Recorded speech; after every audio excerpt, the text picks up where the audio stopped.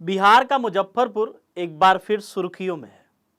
4 साल पहले भी बिहार का मुजफ्फरपुर बालिका गृह कांड की वजह से सुर्खियों में आया था। इस बार मुजफ्फरपुर एक फ्रॉड कंपनी, जहां पे 200 महिलाओं के साथ उनके साथ धोखाधड़ी किया गया। केवल धोखाधड़ी ही नहीं बल्कि उनका शारीरिक शोषण भी किया गया। बिहार लगातार सुर्खियों में रहने वाला राज्य है। बात नीतीश कुमार के शासनकाल की हो या फिर लालू प्रसाद यादव के शासनकाल की हो, बिहार में आपराधिक घटनाएं और ऐसी तमाम किस्से कहानियां सामने आते रहते हैं, जिसको सुनने के बाद जो इंसानी रूह है वो कांप उठेगी। जो ताजा मामला है वो बिहार के मुजफ्फरपुर का है और एक कंपनी के फ्रॉड का है, जिसमें 200 महिलाओं को अपने चंगुल में फंसा के उस कंपनी के डायरेक्टर, कार्यकर्ता समेत करीब 9 लोगों ने उन लड़कियों, उन महिलाओं के साथ उनका शारीरिक शोषण किया और अमानवीकृत जो करतूतें होती हैं, जो मानवता को शर्मसार करती हैं, हर वो कृत्यों को किया, जो आज एक बार फिर बिहार के साथ साथ मुजफ्फरपुर को भी कलंकित कर रहा है। ये कहानी एक ऐसी कहानी है जो आपको अंदर से झकझोर के रख देगी कि आखिर एक महिला, एक स्त्री, एक लड़की जो नौकरी के लालसा में नौकरी करने के लिए अपने घर वालों से कितना लड़ती है, कितना जूझती है, तब जाके उसका जो कदम होता है नौकरी के लिए घर से बाहर रखने की इजाज़त मिलती है। खास करके जो उत्तर प्रदेश है और बिहार, इन दो राज्यों में आज भी जो महिलाओं की स्थिति है वो उतनी सुदृढ़ नहीं हुई है, उतनी सुधरी नहीं है कि हर महिलाओं को छूट हो, हर लड़कियों को छूट हो, हर स्त्रियों को छूट हो कि वो घर से बाहर जाके इत्मीनान से नौकरी कर सके। बिहार के मुजफ्फरपुर के पास एक जगह पड़ती है अहियारपुर। अहियारपुर के निकट एक जगह है जिसका नाम है लखरी। वहीं पे एक कंपनी डीबीआर संस्था, जो कि अहियारपुर के पास बखरी में मौजूद, वो वहां से फेसबुक के जरिए लड़कियों से संपर्क करता है। डीबीआर संस्था इस बात को बेहद कह सकते हैं कि सावधानी बरतती है कि जो लड़की हो वो 12th पास हो और वो लड़की, उसकी शादी नहीं हुई हो, मतलब वो लड़की अविवाहित हो। जो इस कंपनी का सीएमडी रहता है, जिसका नाम तिलक सिंह है, तिलक सिंह एक लड़की से संपर्क साधता है फेसबुक के जरिए ही। कहता है कि मेरी डीबीआर संस्था है, यहाँ पे आओ, काम करो और उसके एवज में तुमको हम 20,000 रुपये महीना देंगे। लड़की चंगुल में फंस जाती है, जिसके बाद वो अहियारपुर स्थित जो अहियारपुर के निकट जो बखरी जगह है वहाँ पे आके डीबीआर संस्था को ज्वाइन कर लेती है। शुरुआत में तो उसको कुछ पता नहीं चलता, धीरे धीरे करते हुए वो लड़की नौकरी शुरू करती है। पहला महीना बीतता है, उसको उसकी वेतन नहीं मिलता है। दूसरा महीना बीतता है, जिसके बाद भी उस लड़की को वेतन नहीं दिया जाता है।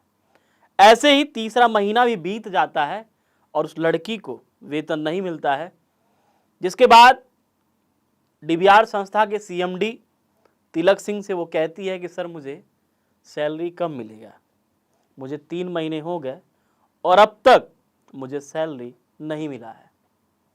जिसके बाद तिलक सिंह कहता है कि तुम 50 लड़कियों को जोड़ो, तुमको हम 20 नहीं बल्कि 50,000 रुपया महीना सैलरी देंगे।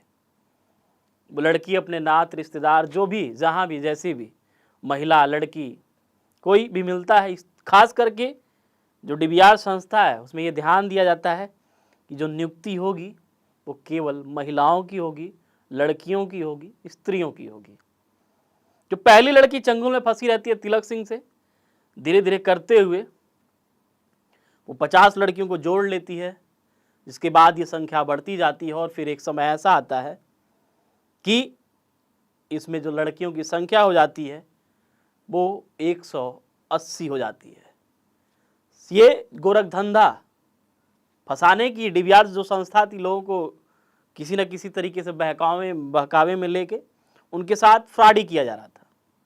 लेकिन फिर भी उन 180 लड़कियों के साथ हैवानियत दरिंदगी की सभी हदें सीएमडी तिलक सिंह और उसके साथी, कुल मिला के 9 आरोपी हैं इसमें, सभी लड़की के साथ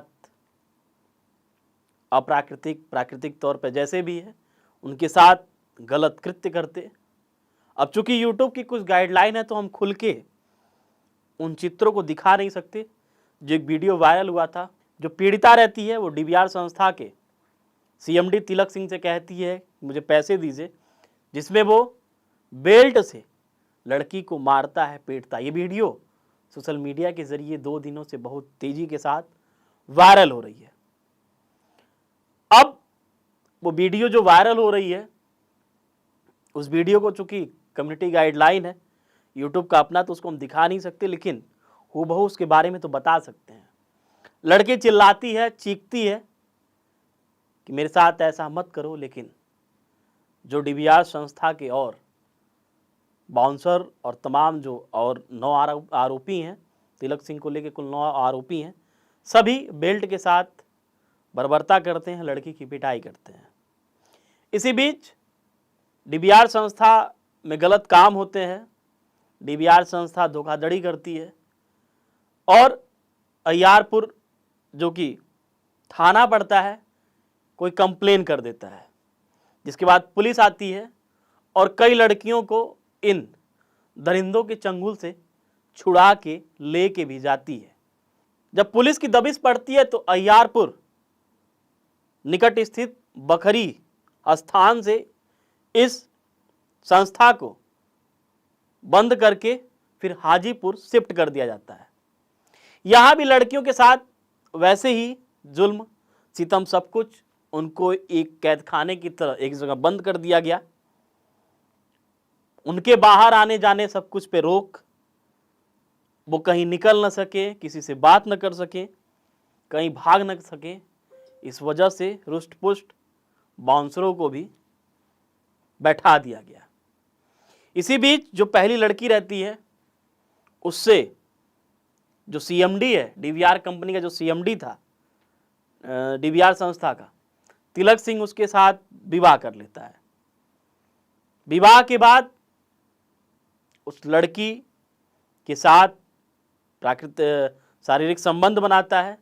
शारीरिक संबंध तो वह पहले ही बना चुका था, जिसको हम बलात्कार के रूप में कह सकते हैं, लेकिन वो शादी कर लेता है और फिर एक समय ऐसा आता है कि लड़की का गर्भपात करा देता है, जिसके बाद लड़की उसका विरोध करती है कि तुम आखिर ऐसा क्यों कर रहे हो। जब हम पति पत्नी हैं तो स्वाभाविक सी बात है कि हमारी संतानें भी तो होंगी। जिसके बाद तिलक सिंह खूब पिटाई करता उस लड़की की, चूँकि कम्युनिटी गाइडलाइन है और संवैधानिक रूप से भी हम उस लड़की के नाम का भी जिक्र नहीं कर सकते और करना उचित भी नहीं है। इस वजह से वो लड़की पूरी तरीके से टूट जाती है, जिसके बाद वो अहियारपुर थाने पहुंचती है कंप्लेन दर्ज कराने के लिए। 2 बार वो घूम के आती है। वजह ये रहता है डीवीआर संस्था हो सकता है कि पुलिस वालों को भी कुछ महीने का बांधा रहा हो, मोटी रकम देता रहा हो। वो 2 बार हताश होती है। इसी बीच वो न्यायालय की शरण में जाती है, जिसके बाद न्यायालय इस प्रकरण को संज्ञान में लेता है और फिर एक बार फिर पुलिस वालों को फटकार लगाता है अहियारपुर थाने में, जिसके बाद पुलिस की टीमें गठित होती हैं और जो इसका सीएमडी रहता है तिलक सिंह की गिरफ्तारी हो चुकी है।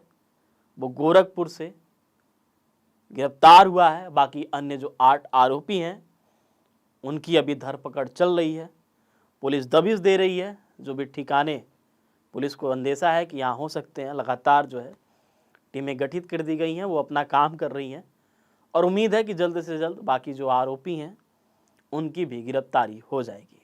साल 2018 का मुजफ्फरपुर बालिका गृह कांड के बाद ये पूरे देश का अब तक का सबसे बड़ा, कह सकते हैं कि एक ऐसा कलंकित करने वाला धब्बा है जो मानवता की सभी हदों को पार करते हुए इस समाज में जहर, नफरत और जो इंसान का इंसानों के ऊपर भरोसा होता है उसको तोड़ने का काम किया है।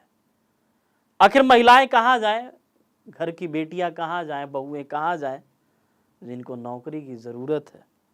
अगर हमारे समाज में ऐसे ही दरिंदे बैठे हुए हैं तो फिर हमारे समाज की कोई भी लड़की, कोई भी स्त्री, कोई भी बेटी, कोई भी बहू सुरक्षित नहीं है।